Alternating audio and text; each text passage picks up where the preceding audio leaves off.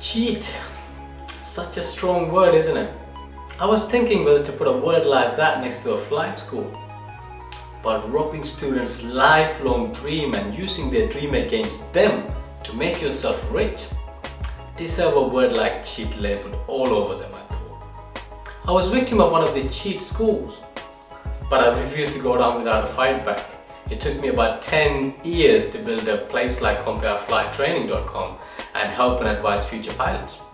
Even though I was able to get my commercial license after school cheated me over $15,000 of my money, I gave up my childhood dream of becoming an airline pilot to stay on flight training industry rather than airline industry. So you could imagine how much I was affected by one of these cheat flight schools. The decision made no sense to me 10 years ago, but I dedicated myself last 10 years to build my own company to help and guide future pilots, and do not charge any money from students for doing it. And you have no idea how happy that makes me feel. I'm guiding around hundreds of students to the right path of flight training, and soon this will become thousands in a few years. And I will make sure these kind of shady schools doesn't exist. And if they are, they will be exposed one by one. And I'm well aware I'm picking a fight with big sharks in the industry by myself, but I don't care. I want to make sure students go to the best flight school who cares about them and help them build their dream rather than shatter it. On my website I started a section called Exposed. This section contained all the true stories of students who went through some bad experience from flight school. Please understand, my aim is not to scare you off from flight training or becoming a pilot, because you're not going to find someone who wants you to achieve your dream more than me. Maybe after your parents. But I want to educate and inform you that what you have to watch out for.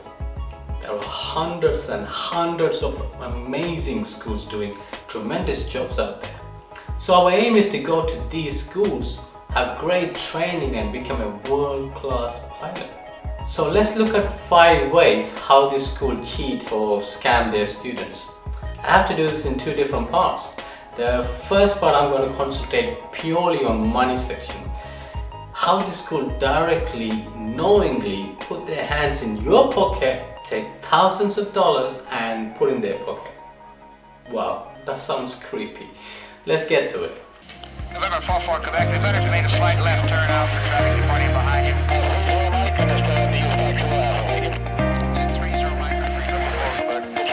Thank you, sir. Contact Denver Radar 193. I'm leaving some of the small ones out, such as insurance, out of this. Let me tell you a small story about that anyway.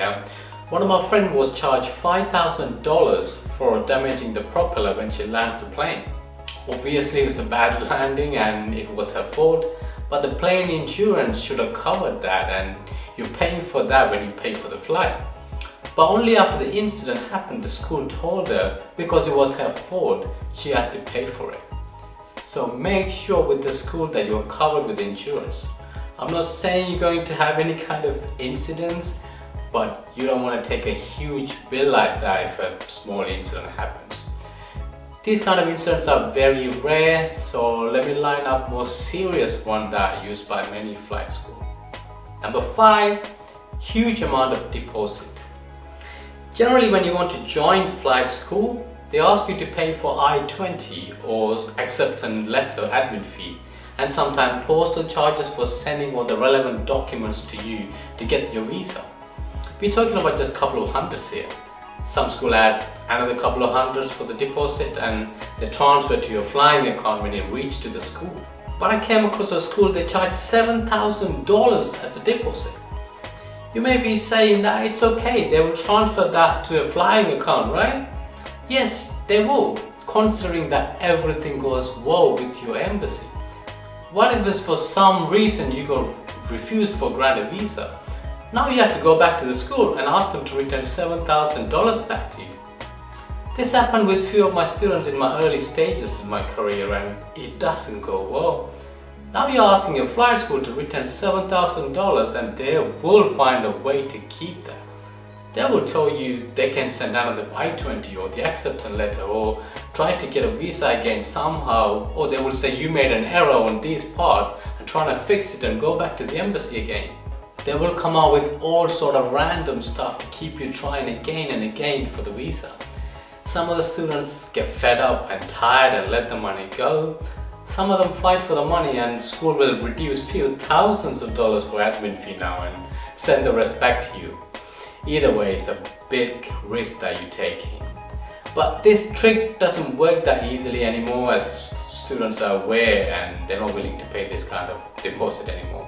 But still, many schools around the world are still doing it. And if you come across a school like that and you really wanted to go to that particular school, just give me a call so we can research about the school and look into it, and I can make sure with my lawyer's help nothing happens to your deposit, and if anything happens you can get every single penny back, and I can help you out with that. Number 4, pay up front. This scam by school doesn't just kill students' dream, it destroys the entire family. Because from my experience, more than 90% of the students come from very normal families. When I went to ask my parents for help, they were in debt from bank. To fulfill my dream, they borrowed money and pawned their jewelry to fund my training. And when I listen to my students' stories, most of them have similar stories. I had a student whose parents sold their entire farmland to fund their training and hoping he would succeed. So imagine if a school asks you to pay full money up front and some reason they close down. Because flying school is a business just like any other. I do want them to thrive and be very successful, because you need a good place with a great plane to get your wings, right? But just like any other business, there is no guarantee it won't file for bankruptcy and close down. So treat fly school as a business and deal with them as if you are dealing with any other business you come across. This is no imaginary story. This happens many times already. I met students and families went through this horrific event. When I met with them, I asked them, how can you pay $30,000, $40,000 to a school across the ocean? Most of the time schools doesn't give them option, or they will tell you and convince you that we will reduce 10, 15, 20% from the course price. Students' lack of knowledge in the flight training and how the school works became an advantage for these kind of schools. One exception is schools in New Zealand. Schools, they ask students to pay all up front, but it doesn't actually go to the school. You pay this government authorized company and they will hold on to it till you reach the school. And if you couldn't make it for any reason, they'll return the money back to you, all of them. I never had any problem with them till today. Either way, but I will avoid paying full upfront money anyway. Number 3, paying extra. This is where some schools try to get every last penny from you. Make you pay more than you should for other items such as book supplies, uniforms and headsets. This might be extra a few hundreds, but trust me, it all adds up pretty quickly.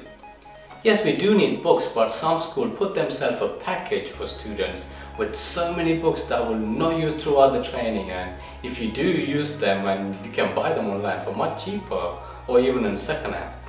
So giving us option would be nice. Also push for higher end headset and bigger profit margin items. The next target for school is student housing.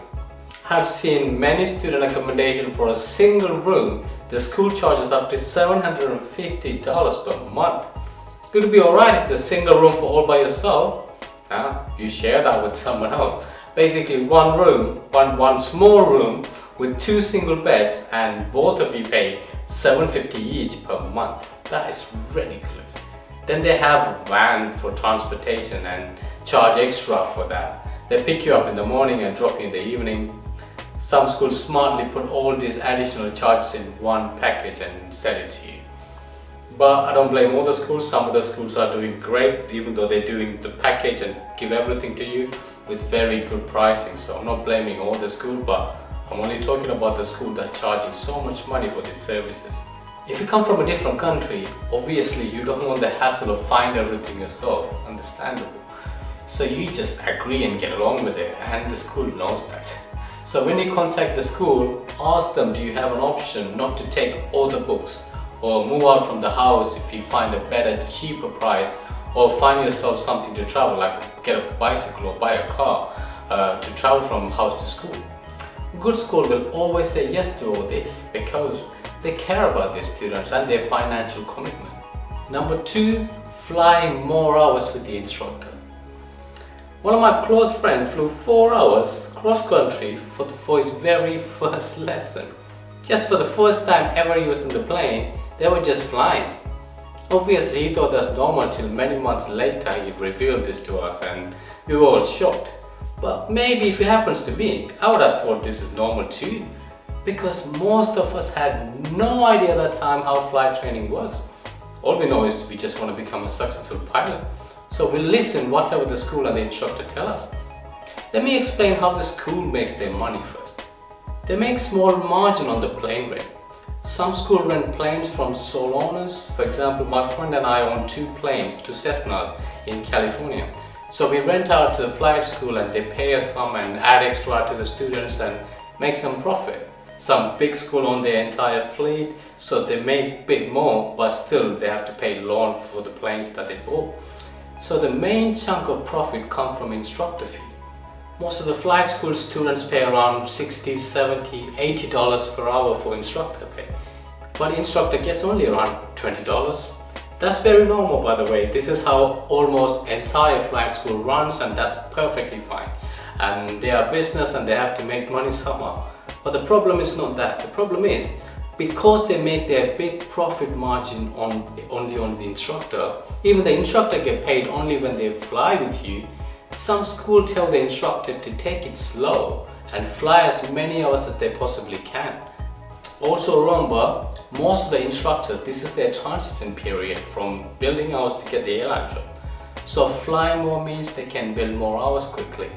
So instead of you getting your PPL in 50 hours, now you're on the plane flying 100 hours and your instructor is still telling you, you're almost there. So do early preparation as much as you can. So you're giving them minimum chance for instructor to take advantage of you. And if you are feeling like something wrong, then speak to a chief instructor or a school's head. They will change your instructor for you, and if you think the whole school system is bad, transfer altogether. It's your training, so make sure you are in full control.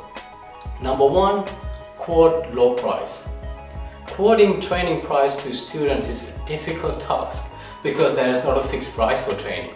Many students don't understand that flight training can vary from student to student. It depends on how quickly you get your PPO license. National average to complete your PPO in USA is around 65 to 70 hours, and many good schools put the course price for around 60 hours and they explain that to the students. But the CHEATS school, what they do, they put the course price to the minimum required PPL hours, which is around 35 to 40 hours, depends on whether the school is under Part 61 or 141. But schools get away with quoting so low because they're actually allowed to do so. Even though the school is well aware the students are not going to finish their PPL nowhere closer to 35 to 40 hours. But we're talking about you're quoting around $8,000 to $10,000 less. Then they will leave out extra expenses from the price, such as housing and medical and supplies. So basically they want you to see a very low price when you check their website. The main problem is we fall for it. So they know you have no option once you come from, for example, Asia and start the training according to the price they quoted, and now you're spending more. What are you going to do? Leave the training and go home? No, you're not going to do that. You will find the extra money somehow and complete the training. Only your parents or guardians are going to struggle to find that extra money. So please make sure you find the best school who's honest with their students and don't look for cheap schools. If the price is too good to be true, maybe it's not. So ask for full price breakdown. If they are not provided that, contact me, tell me the school's name and the price they're quoting. I will tell you is that the right price or not, and I will tell you how much you're going to pay exactly. Okay, even I feel down after been talking so long about negative points of my industry. So I guess you feel down and your brain might be sending you bad signals or mixed feelings. Let me emphasize the point again, what I said at the start of the episode. You will not find someone love flight training and flight school as much as I am. I dedicated my last 10 years on this field. I traveled almost 300 flight schools in 7 different countries, and I'm not planning to leave this industry till my last breath. Yes, this is the field that shattered my dream of becoming an airline pilot and never going to fly an Airbus or Boeing. But I'm damn sure the feeling I get when I help future pilots and see them fly solo, get license and fight for the airline job and become captains. There is no greater feeling than that for me, and I will do all over again if I have to do it again. Flying a plane is the best feeling in the world, and pilot is by far the best job in the world. At least that's what I think. But please come only to this field if you have pure passion, pure love for aviation. I know you have that, otherwise you will not stick around to the end of this episode. Am I right? Good day.